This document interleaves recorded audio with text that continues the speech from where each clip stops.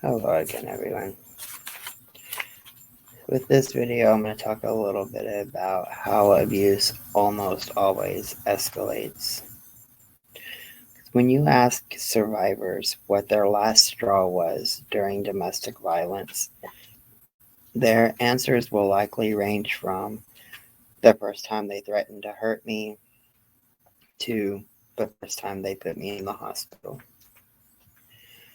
Survivors can pinpoint that moment in time when abuse took a sudden escalation, and for many, that is their cue to find a way to leave and fast. Others may feel trapped, either by circumstances like finances or housing that makes it seem impossible to leave, or by the hope that they can still change the abuser. Either way, escalation is often a glaringly red flag that indicates a survivor's life is at risk. So, what does escalation look like? According to the National Domestic Violence Hotline, escalation can happen either gradually or all of a sudden. Gradual escalation from verbal abuse, like insults, slowly become more harmful and degrading. Control goes from "I'd rather you not go out with your friends tonight" to a more demanding "I'll tell you when you can leave the house." Threats become more alarming, going from "you make me so mad I could punch a wall" to "I'm going to punch you if you say that again." Sudden escalation with abuse abruptly intensifies from threats to violence. It's the first time the abuser pushes, hits, or strangles the survivor. For the first time, the abuser may threaten, yell at, or physically harm pets or children. It may be the first time a survivor can admit to themselves that what's happening is actual abuse. While an abuser may say they lost control or didn't mean it, when their abuse escalates, that's not true. Escalation is a choice abusers make when they feel like they are losing control of the survivor or when they want to send a very clear message. They hold the power in the relationship. When abuse escalates, an abuser is basically showing that they have a new way to exert power over a survivor. The abuser is becoming more emboldened. They are moving on to the next phase of their plan to trap the survivor. Escalation is not caused by something a survivor did. A survivor did not make an abuser more mad by something the survivor did or said. Abusers choose to escalate abuse just as they choose not to de escalate it.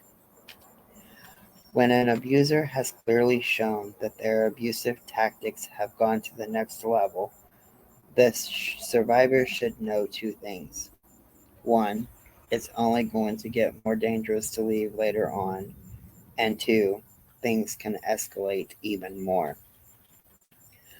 Criminology expert Dr. Jane Monckton Smith studied 372 inmate partner homicides in the UK and found an 8-stage pattern that almost all of the murders had in common. 1. A pre-relationship history of stalking or abuse by the perpetrator. 2. The romance developing quickly into a serious relationship. 3. The relationship becoming dominated by coercive control. 4. A trigger to threaten the perpetrator's control. For example, the relationship ends or the perpetrator gets into financial difficulty. 5.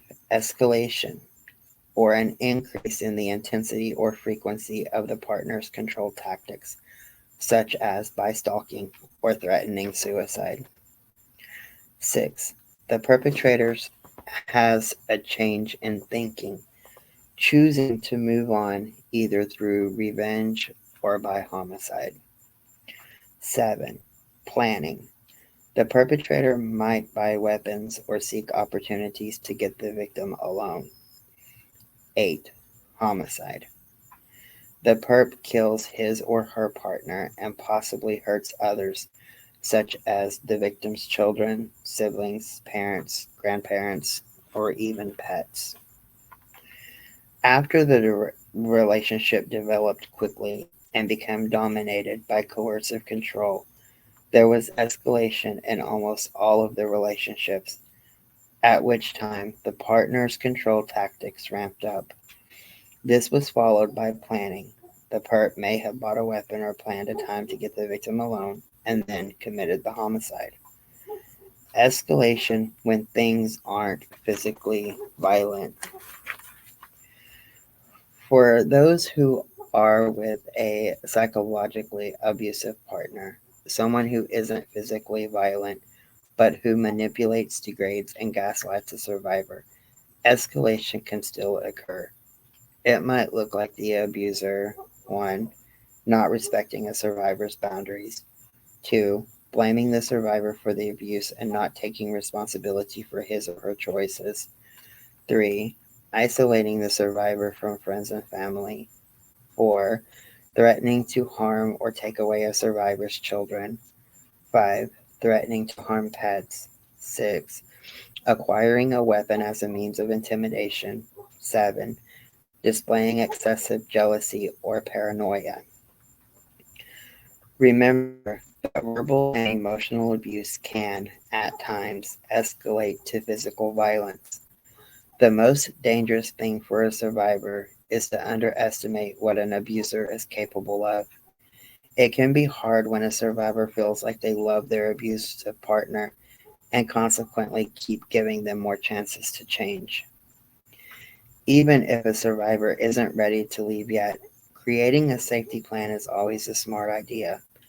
Within that safety plan, a survivor should think about what their final straw will be. What is a survivor willing to put up with, and what will they not? While no abuse is acceptable, it may be that the survivor needs to tell themselves they can handle someone who yells, but as soon as that person yells at their child, the survivor is out. When their limit is reached, a survivor should have a plan in place of where they are going or who they will call.